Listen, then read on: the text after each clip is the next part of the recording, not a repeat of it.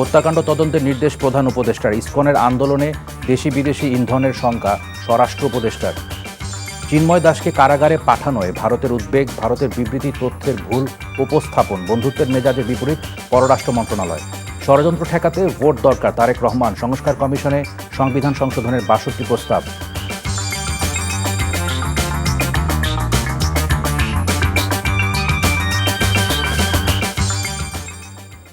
আসসালামু আলাইকুম। নজরুল ইসলাম বাবু স্বাগত জানাচ্ছি এনটিভির মধ্যরাতের খবরে। ক্রাউন সিমেন্ট শিরোনাম দেখছিলেন, এবার পুরো খবর। চট্টগ্রামে আইনজীবী হত্যার ঘটনায় নিন্দা জানিয়েছেন প্রধান উপদেষ্টা ডক্টর মোহাম্মদ ইউনূস। মঙ্গলবার রাতে দেয়া এক বিবৃতিতে তিনি হত্যাকাণ্ডের তদন্ত যথাযথ আইনি প্রক্রিয়ার নির্দেশ দিয়েছেন। প্রধান উপদেষ্টা জনগণকে শান্ত থাকার এবং অপ্রীতিকর কাজে অংশ নেওয়া থেকে দূরে থাকার আহ্বান জানিয়েছেন। আইন প্রয়োগকারী সংস্থাগুলোকে বন্দরনগরী সহ আশেপাশে ঝুঁকিপূর্ণ বিভিন্ন এলাকায় নিরাপত্তা জোরদার করার নির্দেশ দিয়েছেন প্রধান উপদেষ্টা। অন্তর্বর্তী সরকার যে কোনো মূল্যে বাংলাদেশে সাম্প্রদায়িক সম্প্রীতি নিশ্চিত করতে ও সমুন্নত রাখতে বদ্ধপরিকর বলেও জানান প্রধান উপদেষ্টা। দেশে অস্থিতিশীল পরিবেশ তৈরি করতে ইসকনের আন্দোলনে দেশি বিদেশি ইন্ধন থাকতে পারে বলে আশঙ্কা প্রকাশ করেছেন স্বরাষ্ট্র উপদেষ্টা অবসরপ্রাপ্ত লেফটেন্যান্ট জেনারেল জাহাঙ্গীর আলম চৌধুরী। মঙ্গলবার সিলেট সার্কিট হাউসে প্রশাসনিক ও বিভাগীয় কর্মকর্তাদের সাথে মত বিনিময় সভা শেষে সাংবাদিকদের তিনি কথা বলেন।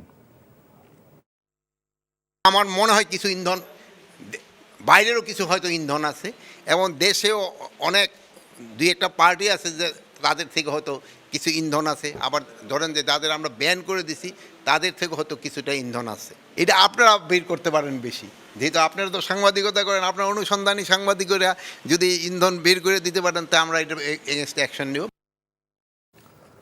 সংখ্যালঘু জনগোষ্ঠীর নিরাপত্তা নিশ্চিত করতে এবং আইন নিজের হাতে তুলে না নিতে জনগণের প্রতি আহ্বান জানিয়েছেন উপদেষ্টা মাহফুজ আলম এবং বৈষম্য বিরোধী ছাত্র আন্দোলনের নেতা হাসনাত আবদুল্লাহ সার্জিস আলম। নিজেদের ভেরিফাইড ফেসবুক পেজে আলাদা স্ট্যাটাসে তারা এই আহ্বান জানান।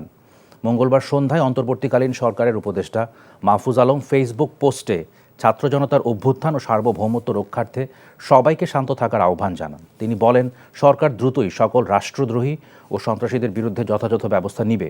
নিরীহ সংখ্যালঘু জনগোষ্ঠীর সামাজিক নিরাপত্তা নিশ্চিত করার আহ্বান জানান মাহফুজ আলম। প্রায় একই সময় এ নিয়ে ফেসবুক স্ট্যাটাস দেন বৈষম্য বিরোধী ছাত্র আন্দোলনের আহ্বায়ক হাসনাত আবদুল্লাহ। দেশের জনগণকে শান্ত থাকার অনুরোধ জানান তিনি। নিজেরা আইন হাতে তুলে নিয়ে অস্থিতিশীল পরিবেশ সৃষ্টি না করার আহ্বান জানান হাসনাত।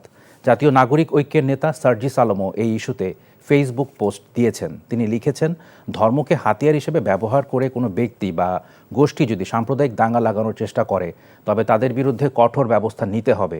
ষড়যন্ত্রকারীদের বিন্দুমাত্র ছাড় নয় উল্লেখ করে তিনি লিখেছেন, বেশি ছাড় পেলে মাথায় উঠে নাচবে।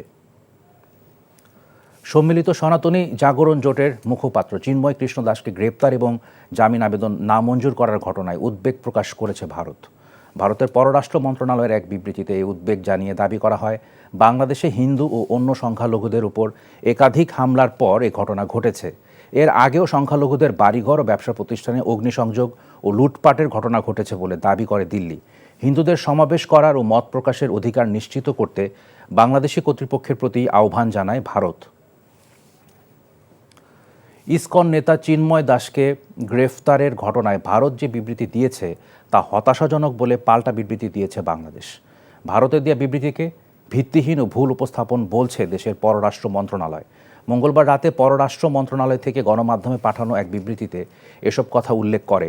অভ্যন্তরীণ বিষয়ে ভারতের এমন বিবৃতি দুই দেশের বন্ধুত্বপূর্ণ সম্পর্কের চেতনা পরিপন্থী বলেও জানায় পররাষ্ট্র মন্ত্রণালয়। দেশের সাম্প্রদায়িক সম্প্রীতি ধরে রাখতে সরকার বদ্ধপরিকর বলেও বিবৃতিতে উল্লেখ করা হয়। এর আগে চিন্ময় দাসের গ্রেফতারের ঘটনায় উদ্বেগ জানিয়ে বিবৃতি দেয় নয়াদিল্লি। বাংলাদেশে চলমান রাজনৈতিক অস্থিরতা নিয়ে উদ্বেগ জানিয়েছেন যুক্তরাজ্যের একদল আইন প্রণেতা। দেশটির একটি আন্তঃদলীয় পার্লামেন্টারি গ্রুপ সতর্ক করে বলেছে, বাংলাদেশের পরিস্থিতি যেভাবে প্রতিনিয়ত অস্থিতিশীল হয়ে উঠছে তাতে যুক্তরাজ্য আরও একটি বৈশ্বিক উত্তেজনায় জড়িয়ে পড়তে পারে। এ নিয়ে যুক্তরাজ্যের পররাষ্ট্রমন্ত্রী ডেভিড ল্যামিকে সতর্ক করে একটি প্রতিবেদনও দিয়েছে তারা।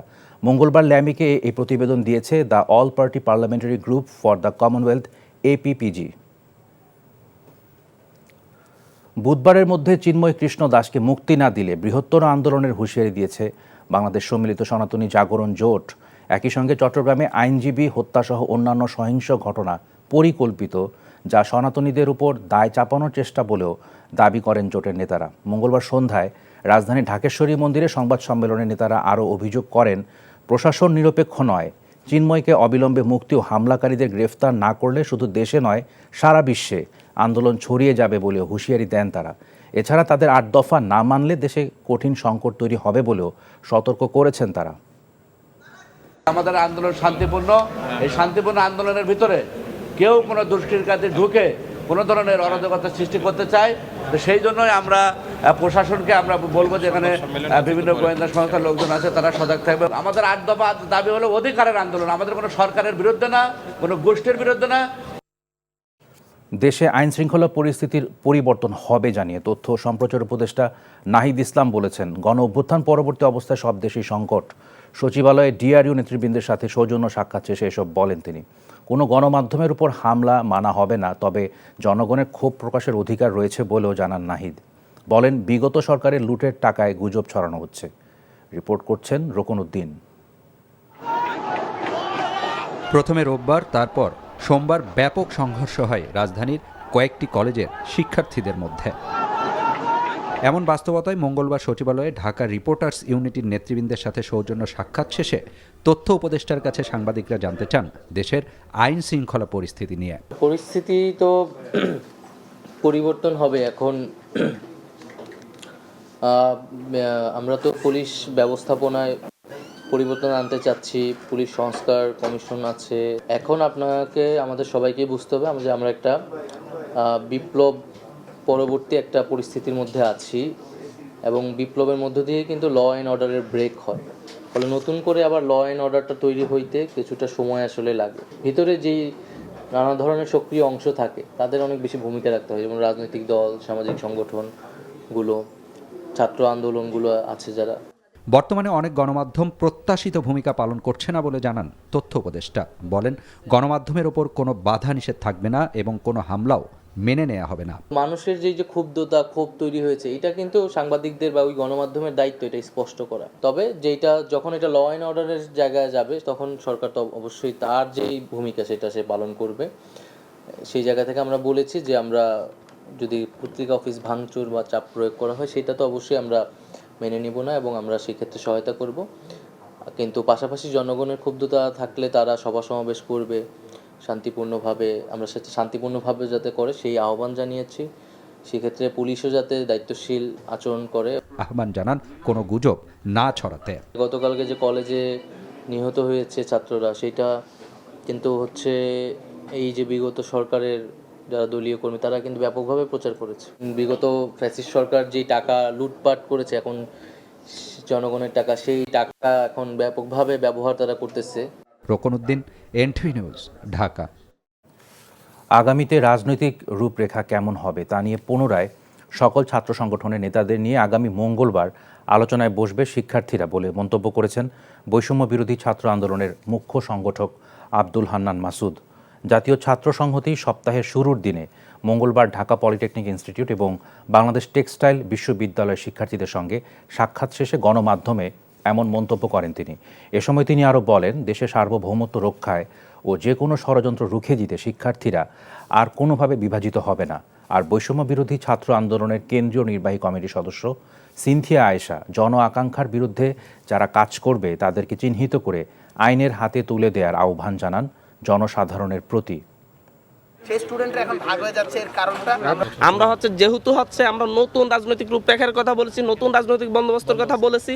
আমরা গতকালকে ওই টেবিলে সবাই মত হয়েছি যে আগের পূর্ণ যে ধারাবাহিক ছাত্র রাজনীতি চলে আসছে সেটা সঠিক নয়, নতুন একটা ছাত্র রাজনীতিক রূপরেখা তৈরি করতে হবে। এই জায়গা থেকে আমরা আগামী মঙ্গলবার এই বিষয় নিয়ে আবার আমরা সকল ছাত্র সংগঠন মিলে বসতেছি। ইনশাল্লাহ বাংলাদেশ 24-এর গণঅভ্যুত্থানের মধ্য দিয়ে নতুন ধারার একটি সুষ্ঠু ছাত্র রাজনীতি দেখতে পাবে। আমরা বাংলাদেশের বিভিন্ন শিক্ষা প্রতিষ্ঠানগুলোতে যাব এবং গণসংযোগের চেষ্টা করব, শিক্ষার্থীদের মধ্যে একটা সচেতনতা তৈরির চেষ্টা করব, যাতে করে শিক্ষার্থীরা নিজেদের মধ্যেই ছোট ছোট বিষয় নিয়ে অন্তর্কোন্দলে না জড়ায়। কোথাও একটা ষড়যন্ত্র হচ্ছে মন্তব্য করে বিএনপির ভারপ্রাপ্ত চেয়ারম্যান তারেক রহমান বলেছেন, ষড়যন্ত্র থেকে দেশকে রক্ষা করতে যে কোনো মূল্যে গণতান্ত্রিক প্রক্রিয়া ও ভোটের অধিকার প্রতিষ্ঠা করতে হবে। জনগণ বিএনপির দিকে তাকিয়ে আছে বলেও উল্লেখ করেন তিনি। মঙ্গলবার সিলেটে দলের প্রশিক্ষণ কর্মশালায় ভার্চুয়ালি দেয়া বক্তব্যে এসব কথা বলেন তারেক রহমান। ইমরুল আহসানের রিপোর্ট, ছবি তুলেছেন সিলেটের আনিস রহমান। রাষ্ট্র সংস্কারে বিএনপির প্রস্তাবিত ৩১ দফা তৃণমূলে ছড়িয়ে দিতে ধারাবাহিক কর্মসূচির অংশ হিসেবে সিলেট বিভাগের এই কর্মশালা। লন্ডন থেকে ভার্চুয়ালি যুক্ত হয়ে মাঠ পর্যায়ে নেতাকর্মীদের বিভিন্ন প্রশ্নের উত্তর দেন তারেক রহমান। আহ্বান জানান সাধারণ মানুষের চাহিদা অনুযায়ী কাজ করতে।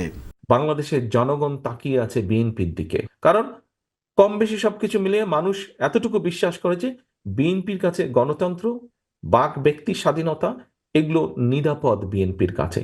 তারেক রহমান বলেন, বিগত সরকারের আমলে জবাবদিহি না থাকায় ফেসিবাদ প্রতিষ্ঠা পেয়েছে, ধ্বংস হয়েছে নির্বাচন ব্যবস্থা। তিনি বলেন, দেশকে অস্থিতিশীল করতে স্বৈরাচারের দোসর আর প্রভুরা চক্রান্ত অব্যাহত রেখেছে। কোথায় জানি কিছু একটা হচ্ছে, কাজেই যারা ষড়যন্ত্র করছে তারা কিন্তু বসে নেই। যারা এই দেশ থেকে হাজারো লক্ষ কোটি টাকা পাচার করে নিয়ে গিয়েছে, যারা আশেপাশের যে সকল দেশ বাংলাদেশকে ব্যবহার করে নিজেদের স্বার্থ রক্ষা করেছে, লুটতরাজ করে যারা ফেলে পোপে বড় হয়েছে, তারা কি বসে থাকবে? তারা অবশ্যই বসে থাকবে না। স্বৈরাচার পালিয়ে গিয়েছে, কথা ঠিক, স্বৈরাচার পালিয়ে যাবার পরেও মাথাটা গিয়েছে, লেজ কিন্তু রয়ে গিয়েছে এবং লেজগুলা কিন্তু বদমাশি শুরু করেছে। কাজে এই বিষয়ে আমাদেরকে সতর্ক থাকতে হবে। ষড়যন্ত্র মোকাবেলায় সুষ্ঠু গণতান্ত্রিক প্রক্রিয়ার বিকল্প নেই বলে মনে করেন তিনি। বাংলাদেশকে আগামী দিনে যদি ষড়যন্ত্র থেকে রক্ষা করতে হয়, যে কোনো হুমকি থেকে রক্ষা করতে হয়, দেশের মানুষকে রক্ষা করতে হয়, গণতন্ত্রের কন্টিনিউশন ছাড়া কোনোভাবেই সেটি সম্ভব নয়। কোনোভাবেই সেটি সম্ভব নয়।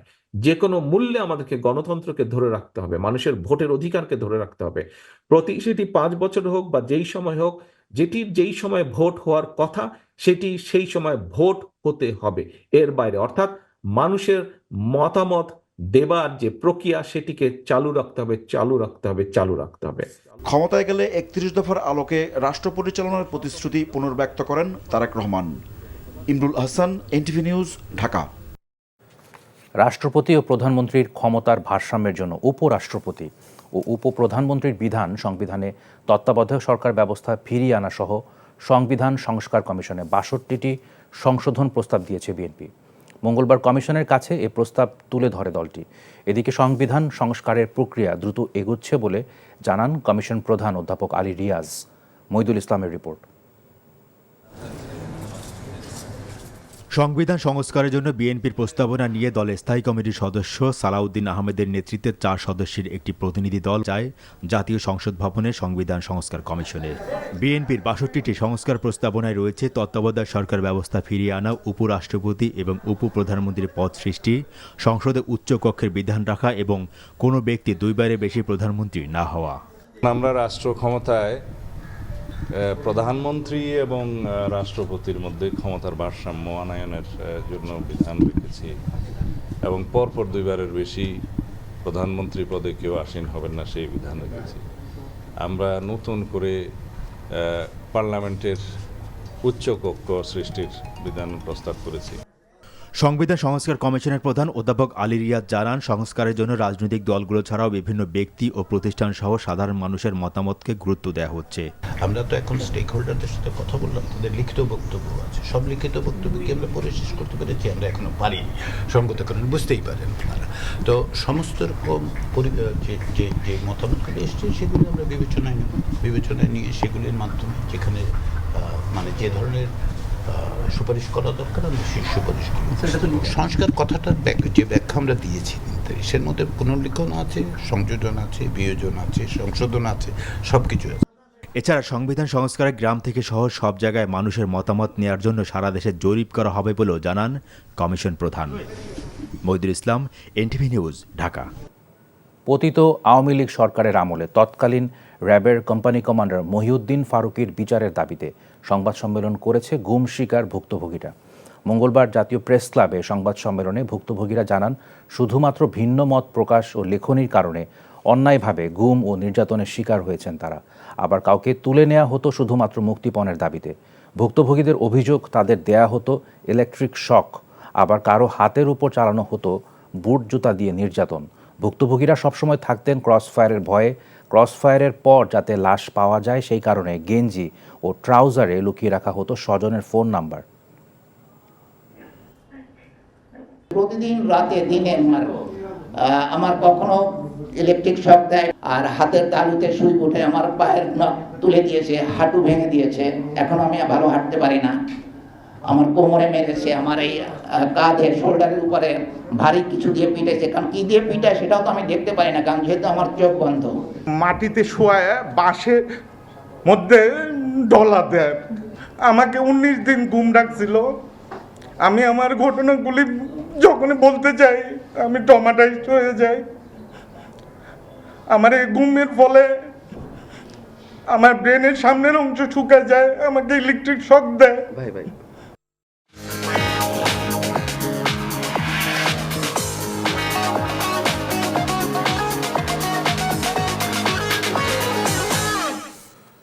নগদ নিবেদিত অর্থনীতির খবর। ভারতের আদানি গ্রুপের সঙ্গে বিদ্যুৎ চুক্তি পর্যালোচনায় আজ থেকে 1 মাসের মধ্যে উচ্চ ক্ষমতা সম্পন্ন কমিটি গঠন করতে হবে সরকারকে। মঙ্গলবার এই বিষয়ে লিখিত আদেশ প্রকাশ করেছে হাইকোর্ট। গত 19 নভেম্বর বিচারপতি ফারা মাহবুব ও বিচারপতি দেবাশিস রায় চৌধুরীর হাইকোর্ট বেঞ্চ রুলসহ এ সংক্রান্ত আদেশ দেন। একই সঙ্গে চুক্তির বিস্তারিত প্রতিবেদন দিতে আন্তর্জাতিক জ্বালানি ও আইন বিশেষজ্ঞদের সমন্বয়ে উচ্চ ক্ষমতা সম্পন্ন কমিটি গঠনের নির্দেশ দেন। আদানি গ্রুপের সঙ্গে করা বিদ্যুৎ চুক্তি পর্যালোচনা অথবা বাতিলের নির্দেশনা চেয়ে হাইকোর্টে রিট আবেদন করেন সুপ্রিম কোর্টের আইনজীবী ব্যারিস্টার এম আব্দুল কাইয়ুম। 2017 সালের 5 নভেম্বর কার্যকর হওয়া আদানি লিমিটেডের সঙ্গে বাংলাদেশ সরকারের বিদ্যুৎ চুক্তির বৈধতা চ্যালেঞ্জ করে হাইকোর্টে জনস্বার্থে রিটটি করেন তিনি। হত্যাকাণ্ড তদন্তের নির্দেশ প্রধান উপদেষ্টার। ইসকনের আন্দোলনে ইন্ধনের আশঙ্কা স্বরাষ্ট্র উপদেষ্টার। চিন্ময়কে কারাগারে পাঠানোয় ভারতের উদ্বেগ, ভারতের বিবৃতি তথ্যের ভুল উপস্থাপন পররাষ্ট্র মন্ত্রণালয়। ষড়যন্ত্র ঠেকাতে ভোট দরকার, তারেক রহমান। সংস্কার কমিশনে সংবিধান সংশোধনের 62 প্রস্তাব। এই ছিল মধ্যরাতের খবরে। এই খবরের ভিডিও সহ আপডেট জানতে ভিজিট করুন এনটিভি অনলাইন www.ntvbd.com। এছাড়াও এনটিভির জনপ্রিয় সব অনুষ্ঠান ও খবরের আপডেট জানতে ভিজিট করুন আমাদের ইউটিউব ও ভেরিফাইড ফেসবুক পেজ। সকাল 7:30টায় সকালের খবর দেখার আমন্ত্রণ রইল। ধন্যবাদ সবাইকে।